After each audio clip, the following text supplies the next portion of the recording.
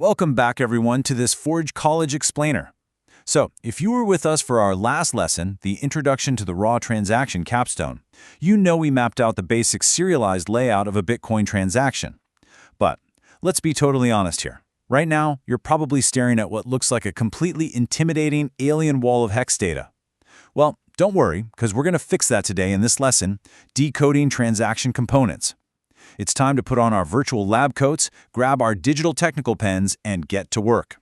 We're going to deterministically dissect this byte stream slice by slice and turn that scary wall of hex into a perfectly readable, beautifully mapped out blueprint of semantic components.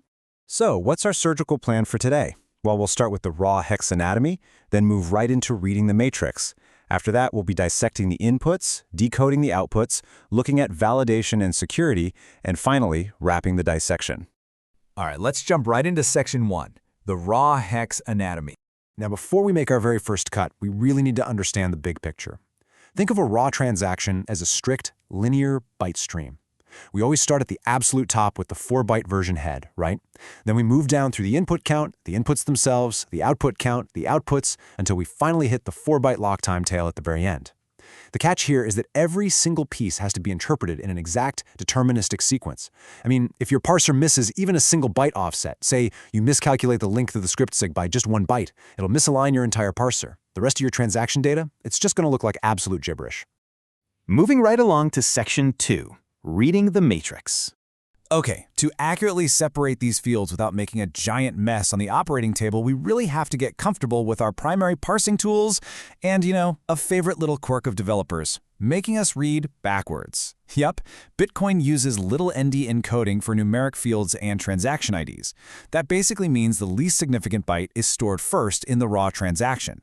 So when you extract those 32 bytes for a previous transaction ID, you actually have to reverse those raw bytes if you want to display the txid in that readable, big-endian hex format that we're all used to seeing on block explorers. Kind of wild, right? And our second essential tool is the varint, or variable integer. This is a compact encoding format used to save space when we need to specify counts, like the number of inputs or the exact sizes of scripts. The rule here is super simple but incredibly strict. If the value is under 0 FD, it's just 1 byte. If it's exactly 0 FD, you read the next 2 bytes. 0 FE, you read the next 4. And 0 FF means read the next 8.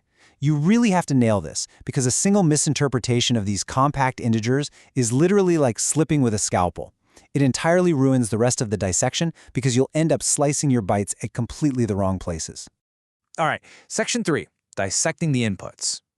So our tools are sharp. Let's slice open these inputs to uncover exactly where our Bitcoin is coming from and how it's actually being unlocked. Here's our deterministic, step-by-step workflow. Step 1 is absolutely crucial. Immediately convert your hex string into a bytes buffer. Seriously, do not try to slice the string directly. String slicing errors will absolutely haunt you. Okay, so once you have your bytes buffer, step 2 is reading the 4-byte version.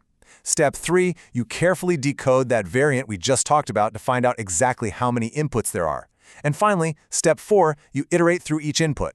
You're extracting the previous txid, the vout index, decoding the variant for the script length, grabbing those scriptSig bytes, and pulling the 4-byte sequence. Let's take a quick breather to translate what those extracted input fields actually mean semantically.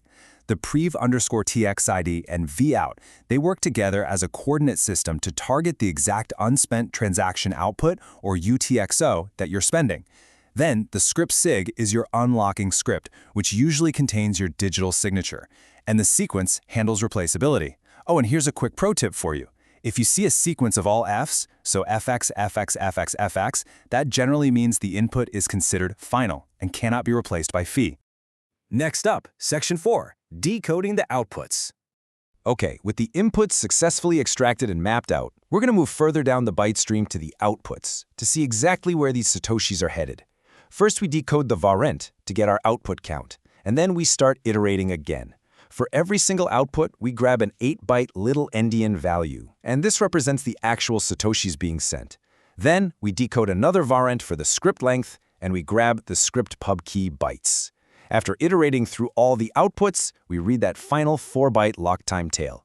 And guys, step 4 here is vital. Run your sanity checks. Make sure the number of parsed inputs and outputs perfectly matches your earlier counts. and ensure your parser has hit the absolute end of the byte buffer. No leftovers. You know, it's really helpful to contrast these two structures. Think of an input as backward-looking. It points to the past with the prerequisite txid and vout, and proves you have the right to spend it with the scriptSig. An output, on the other hand, is completely forward-looking. It sets the authoritative value in satoshis and locks it up with a brand new scriptPubKey, essentially creating the conditions that the next person is going to have to solve in the future. It's a really beautiful system when you look at it like that. Section 5. Validation and Security.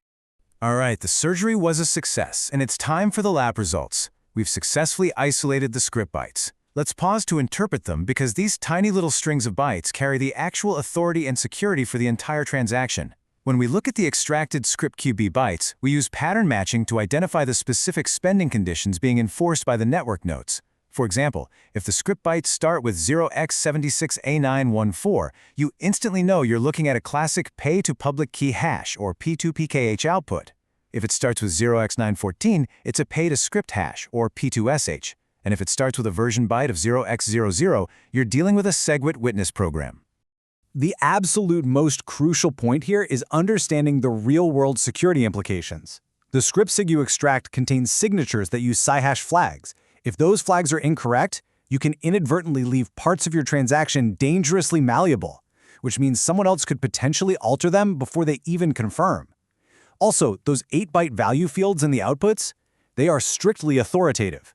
Miners will flat-out reject your transaction if your outputs try to spend more satoshis than your inputs actually provide.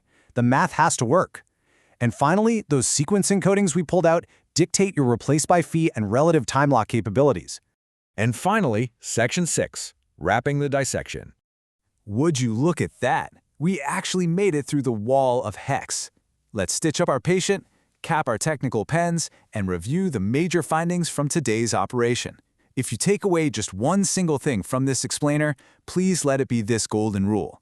Decoding is always a two-phase process. Do not mix them up. First, act like a machine. Parse the bytes deterministically using exact lengths, endianness, and varint rules just to cleanly separate the fields. Only after everything is separated do you move on to phase 2, where you interpret those script bytes in their proper semantic context. And that officially brings us to the end of our dissection. Thank you so much for joining me for this Forge College Explainer. Now that you know exactly how to tear a raw transaction apart, you have the exact foundational knowledge you need to start putting one together. In your next hands-on capstone mission, which is the guided build inputs and outputs, you're going to reverse this entire process to build your very own transaction hex from scratch. Don't forget to visit forge.college to learn more about this subject, dive into other Web3 topics, and continue your journey. Because honestly, now that you know how to completely tear a transaction apart, what kind of unstoppable financial contracts will you build when we put one back together?